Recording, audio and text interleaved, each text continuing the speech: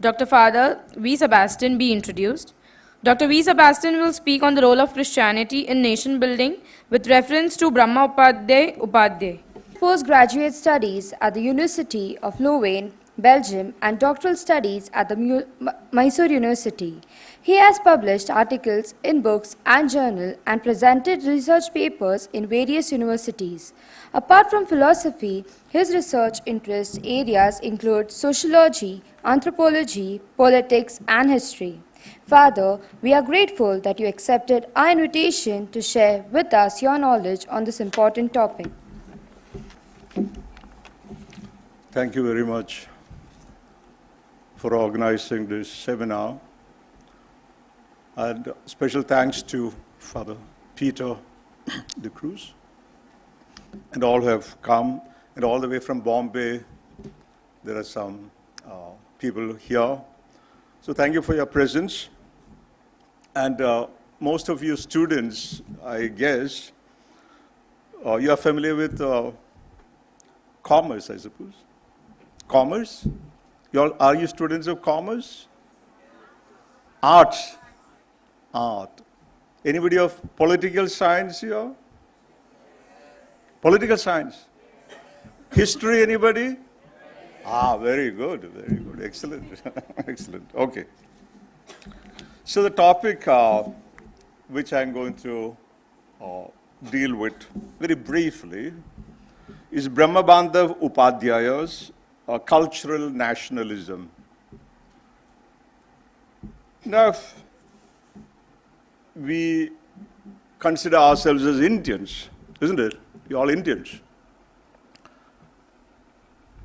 But I don't think any one of us would know all Indians. Do we? No. We don't know. Even the smallest, in a smallest nation, not everybody will know everybody. There's a political theorist, his name is Benedict Anderson. He would say that nations are imagined communities. What is a nation? Broadly speaking, nation is an imagined community. It is imagined because we don't know each other, all of us, but there is some sort of shared feeling of our nationality, our solidarity, which makes us Indians. That's what makes us nation. That's one way of looking at it. Now, these nations are created through lots of dynamics and processes, symbols, mapping, mythologies. All these go into the creation of a nation, including India.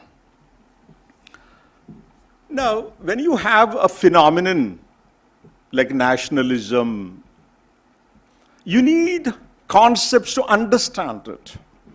Now, there's a professor, his name is Shankaran Krishna. He's a professor of political theory in Hawaii University. He coined a term that is cartographic anxiety. Cartographic anxiety. What did he mean by this cartographic anxiety? Now, cartographic anxiety is a modern phenomenon related to the nation state. In this sense, cartographic anxiety is related to the enterprise of nation building exhibited by post-colonial countries. India is a post-colonial country. Many of these post-colonial countries have this anxiety, which he calls it cartographic anxiety. What is the meaning of that? More specifically, cartographic anxiety refers to the nationalist anxiety about national identity and national space. The question is that to whom this national space belongs to? Cartographic anxiety refers to the representational practices which attempts to inscribe political and cultural identity into a space called India. Krishna argues that in a post-colonial society like India, The anxiety surrounding questions of national identity and survival is particularly acute. In recent times, this cartographic anxiety has been represented in an overwhelming manner in a variety of ways in India. Ideas of security, purity, obsession with unity, and the binary representational practices which define the Indian and the non-Indian, the patriot and the traitor, the insider and the outsider. I'm quoting Shankaran Krishna, his article which was written in 1994.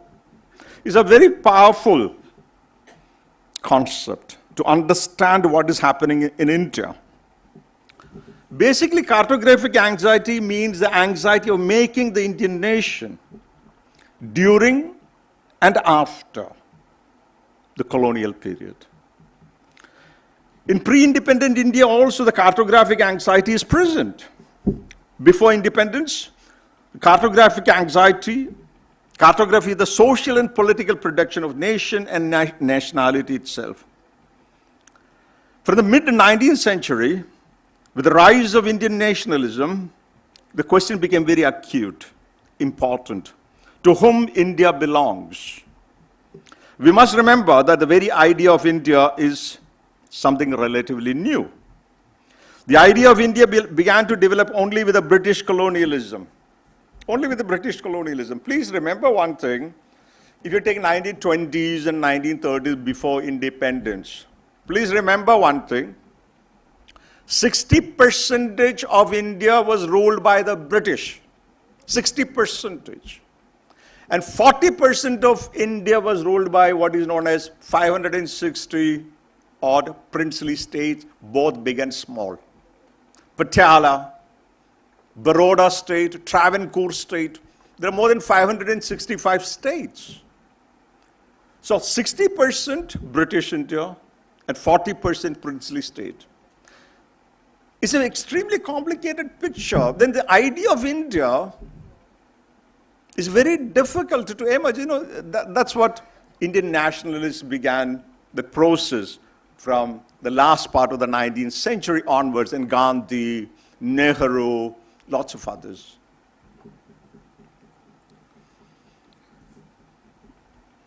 So, before that colonial period, India did not exist at all. India as a nation did not exist at all. Many Indian nationalists sought to create the idea of India. They sought to carve out the idea of India from the colonial space. Many nationalist leaders like Gandhi, Tagore, Vivekananda, Nehru were trying to articulate this idea of India.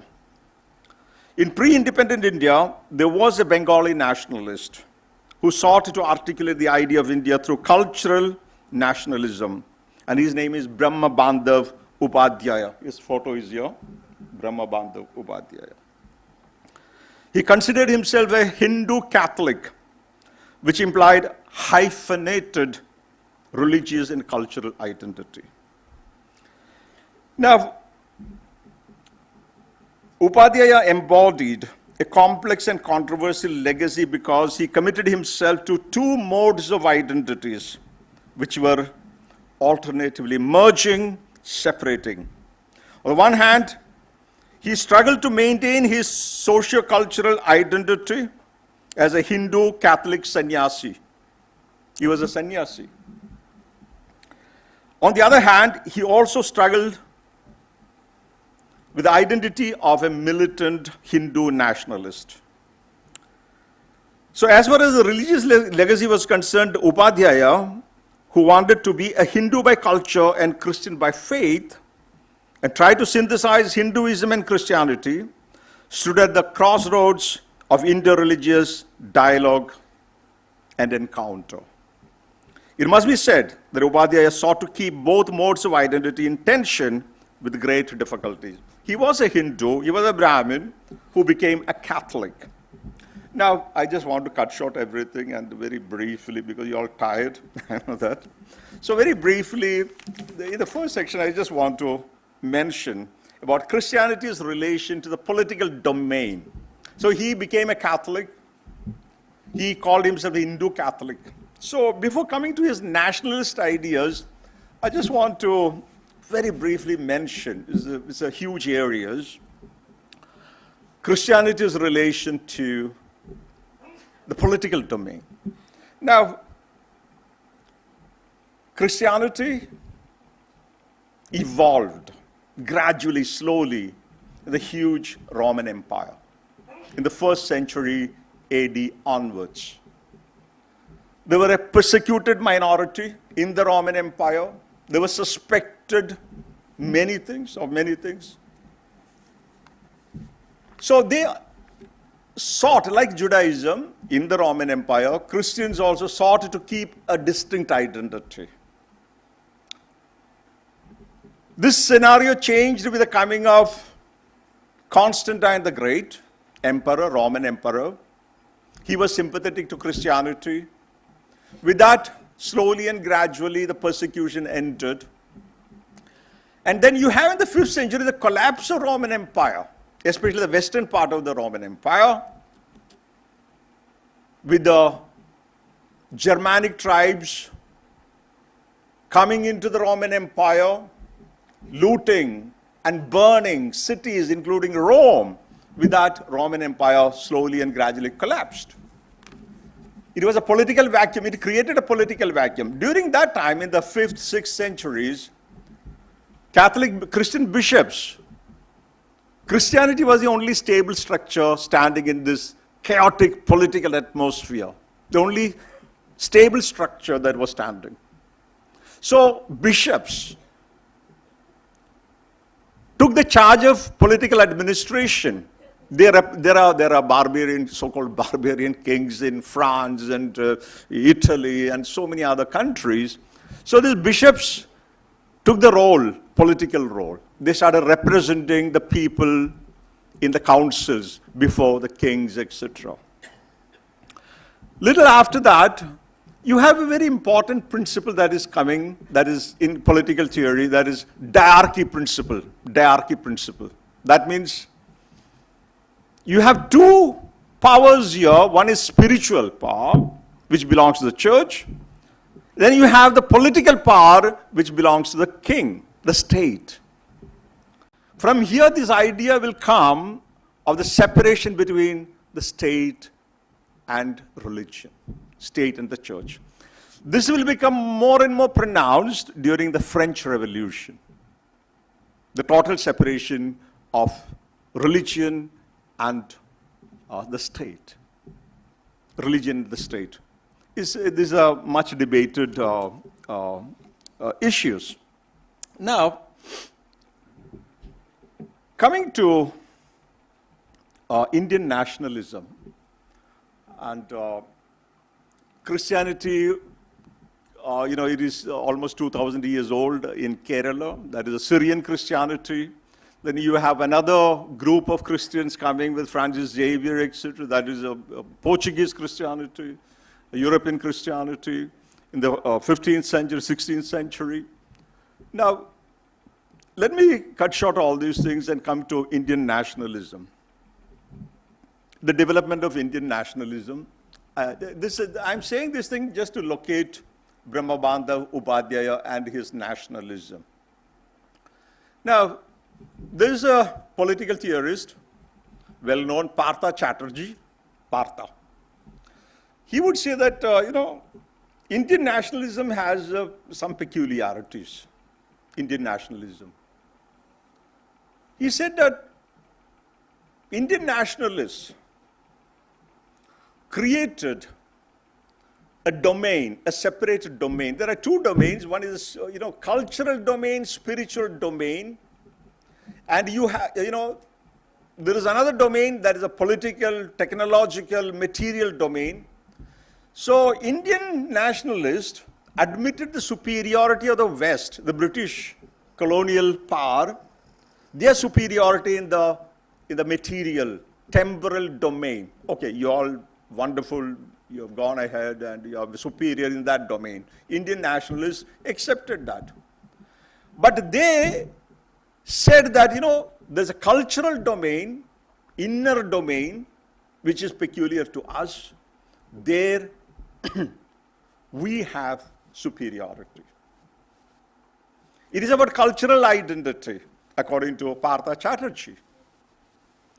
Most nationalists sought to create an Indian identity out of this cultural domain, religious domain, spiritual domain. Many of the nationalists, including Brahmabandhav Upadhyay,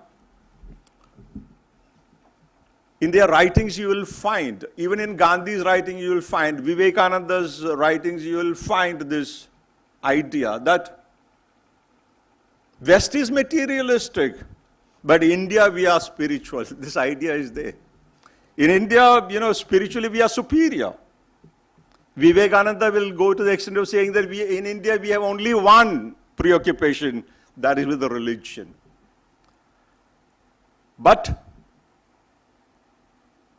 Romila Thapar, she would say that, she's a wonderful historian, she would say that Indians were not concerned only with the spiritual domain, but also artha, kama, moksha, and there's a kind of balance between them. She would bring in this perspective. Indians were not only spiritual and religious, but there's a kind of balance they sought. Now, when we talk about Indian nationalism, the Indian nationalists were trying to carve out a separate space called India out of the colonial space.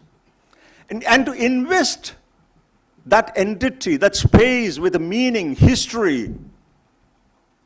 This is what Indian nationalists were doing. Gandhi, Vivekananda, Nehru, Brahmabandhav Upadhyay. Now to speak very briefly about Brahmabandhav, he was born into a Brahmin family near Calcutta. He had his school education. Vivekananda was his classmate, Vivekananda. In his younger days, he was an idealist. He was an idealist. He had these patriotic feelings. Then he also was fascinated by the idea of brahmacharya. Then later he will become a Christian. He was attracted towards Christianity through Brahmoism. He became a Brahmo. Then he will become a Catholic. He'll become a Brahmo first. Through Brahmoism, he will come to know Jesus Christ more closely. Then he will become first a Protestant, then a Catholic. Then he will start a mutt, sannyas mutt in Jabalpur, etc. But he will get into trouble with Christian Catholic authorities. They will say that, what are you saying, all this Hindu Catholic and all that thing. So they couldn't understand this thing. So they will censor him. And in the last stage, the Swadeshi phase of Brahmabandhav Upadhyay, he started a lot of journals and things like that. He also helped Tagore to set up Shantiniketan, Brahmabandhav. He was also, in the initial stages, he was also helping Tagore. So he had a lot of friends and things like that. And here the first speaker spoke, Sir spoke about Shivaji. During this Bengal partition struggle time, Shivaji was hugely popular in Bengal. His statues used to be taken around in procession. Shivaji, yeah. And he was a part of all that, some of this procession of Shivaji. Shivaji, what do you call, Chhatrapati Shivaji. Yeah. I know I pronounce it correctly. Shivaji, no? Shivaji. Shivaji. Because South India, we have Shivaji, Ganeshan and all that. Okay, so then in the last phase, you have this Bengal partition in 1905, initiated by Lord Curzon. It created intense feelings among the Bengalis, nationalist feelings. Now, he will, his ardor for Christianity, die down a little bit. Now, he will become a full-fledged nationalist. And he will even start championing terrorism against the British. He started a paper, Sandhya. There he will start writing articles, and he became hugely popular. His writings became hugely popular in Bengali. But you said he was in Jabalpur. That he was moving even to Karachi and different places he was moving. So he wrote an inflammatory article from the point of view of the British, and he will be arrested by the British for sedition. He will be charged with sedition, and he had to stand for trials for long period, and he had this problem of hernia, and he will undergo operation during the trial period, and after the operation he would die. So then people were excited, he died, and they will take his body. 5,000 people gathered, and singing Bande Mataram and all that thing, they will cremate him according to Hindu rites. Now, coming to this idea of this nationalistic ideas, he was a little critical of Christianity because he thought that Christianity is unintelligible to the Hindus because it's mainly European thing. The way Christianity was presented was European. And he said that the church is standing at a corner, stunted growth. He said this about the Christianity in India. So then he said that we must make Christianity intelligible. That's why he got interested in this idea of Hindu Catholic. What he meant by this is Hinduism is basically for him is a social structural idea. It's a social structure. So the core of Hinduism is caste system and the social structure. That is that is very part and parcel of Hinduism. But a Hindu can choose any faith, salvation, if he wants. So he calls it Samaj Dharma and Sadhan Dharma. Samaj Dharma and Sadhan Dharma. So that's a combination. So a Hindu can be a Catholic. This is what he argued. So becoming a Christian or Catholic does not mean that you have to give up your Hindu social structures. This is what he said. This is the meaning of Hindu Catholic.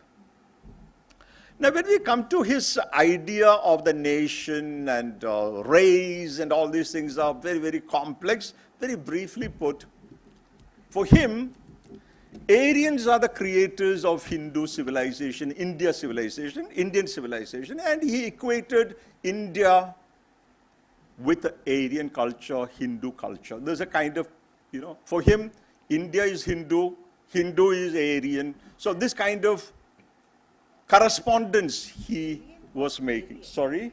You're saying alien or Aryan. So in the 19th century, you have the Max Muller popularizing the idea of Aryan theory. Aryans are superior, white-skinned conquerors who came to India. You have this Indo-Aryan language group, etc. Affinity between Sanskrit and Greek and Latin. All these things are happening in the 18th and 19th century, starting with William Jones, the great Orientalist. So for Brahmabandhav, his idea is also a bit restrictive. That's what I'm pointing out. For him, Indian culture is basically a Hindu culture, an Aryan culture, or Aryan culture. So this is a bit of a restrictive kind of idea of nationalism which he had. He also believed very strongly in caste system, very strongly. So these are the limitations of his nationalist thought. And his nationalism came to the forefront during the Bengal partition. He became almost a kind of extremist. Now, what is interesting is that he was hugely popular during the Bengal partition, and he will die in 1907. I mentioned that. But soon, his memory will fade. People will forget about him. Actually, Tagore has in his Char Adhyaya, one novel, he mentions one encounter with Upadhyaya. One day Upadhyaya came to meet Tagore. And he was very depressed. Tagore found Upadhyaya very depressed. He sat there and he told Tagore that I have fallen very low. This is in the context of the extremist position that he was holding. He was championing violence. In that context, he told Tagore, I have fallen very low. In spite of the limitations of Brahmabandhav's nationalist thought, his cultural nationalism, he made huge contributions in terms of, Bengal partition, making the nationalist ideas popular, and also suggesting to Indian Christians that Christians have to become more and more inculturated or indigenized. Thank you very much for your kind attention.